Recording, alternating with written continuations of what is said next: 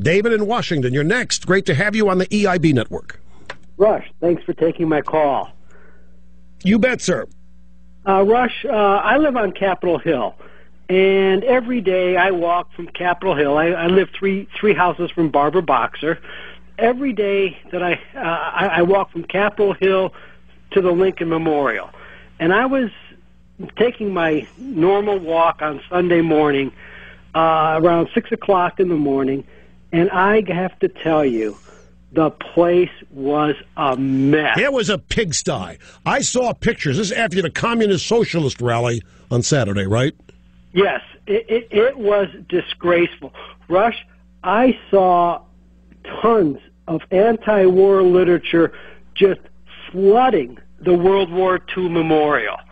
They made no attempt to take their stuff back that they couldn't distribute. At the Washington Monument, I saw hundreds of box lunches that were just all over the place. They made no effort to put the empty box lunches near the overflowing Well, what garbage. do you expect? These are union people that showed up. You expect them to do any work? Rush, I saw hundreds of SEIU purple placards just thrown around everywhere. And Rush, I have to also tell you, I went to the Lincoln Memorial 2 hours after the Glenn Beck rally. Yeah. The sole purpose of investigating the garbage situation, because I had been there around 10 o'clock in the morning. And Rush, I was actually there at 4 o'clock in the morning the first time I took my dog for a walk. There were thousands of people at 4 o'clock in the morning sitting on their lounge chairs at the Lincoln Memorial. And when I went at 6 o'clock on Saturday morning, there was nobody there. And I have to tell you, Rush, and I'm not a Tea Party person. I went before the rally and after the rally with my dog. And I was there 2 hours after the rally, at the Glenn Beck rally.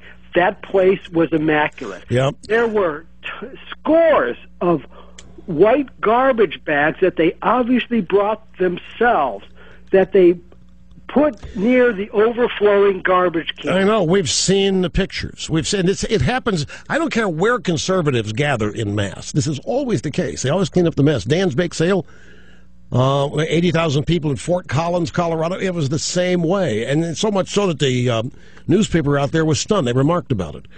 I've seen the pictures of them all after the Beck rally, and you're right, it was pristine. And I saw pictures after the Communist Socialist rally yesterday or Saturday, and it's a pigsty, and it's always that way. Now, you nailed it when you said they leave their literature around, that they weren't able to pass out because there wasn't enough people there to pass. So they leave it there, hoping other people will see it, and plus it pollutes the place. But the interesting thing about this rally, folks, now normally the Communist Party is very much a part of all of these such rallies, the socialist rallies, the anti-American rallies, the anti-war, all of these supposed new way to define yourself American rallies. And normally the Communist Party is there, they're big organizers, but they stay behind the scenes because they don't want to have a negative connotation attached to the progressives, to the liberals there. This time they didn't care. This time it was well seen that members of the Communist Party USA were there, and organizations promoting socialism and communism were there. Now they're not worried. They're not worried about causing aspersions to accrue to the American left. You know, the communists used to hide. In this rally on Saturday, they didn't.